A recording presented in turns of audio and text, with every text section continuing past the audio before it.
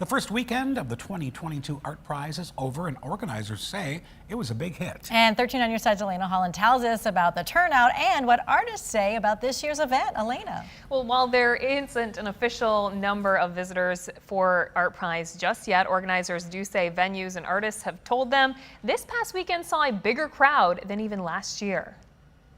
The city just seems so energized. Kat Quay is experiencing her first year of ArtPrize as an artist. So this is a whole other level. Her piece, called Memory Palace, is in the DeVos Place Skywalk. About structures of memory and then the play of memory in both a text sense and a memory in a human sense. It's a sculpture of server racks with a hidden message. So these are all of the floor plans of my dwellings from my New Jersey childhood home, New York City apartment, Austin apartments, and my present-day Metro Detroit home. After the first weekend of her first ArtPrize, there were a lot of people visiting Kat's piece. I really enjoy that interaction, which you normally don't get when your work is on display. All over Grand Rapids, crowds gathered for the first weekend of the event. First weekend was amazing. While specific numbers of visitors are not known until after the event, organizers say it went well. Venues, reported great crowds and definitely a uptick in attendance from last year. There could be a couple of reasons for the growth in visitors this year.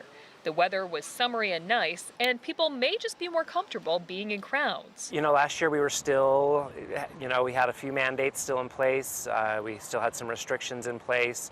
I think with everything being fully open now, I think that really helps people feel more comfortable to come out and get back downtown again. There is another measure of success, the voting process. We've already awarded, I think it's just over $100,000 just in the first few days of ArtPrize. Attendance for ArtPrize is expected to continue to be high, according to organizers, even as the weather cools off. For Kat, she's looking forward to even more of that interaction with viewers of her art. But I've seen folks pull out their iPads or their phones and vote, so that's been really encouraging, seeing that in real time, There's a pedestrian counter that ArtPrize uses to total up the number of visitors. However, that number won't be available until after the event. All right, Elena, thank you. You can also get complete coverage of ArtPrize, including links to maps to all of this year's exhibits at 13onyourside.com/ArtPrize.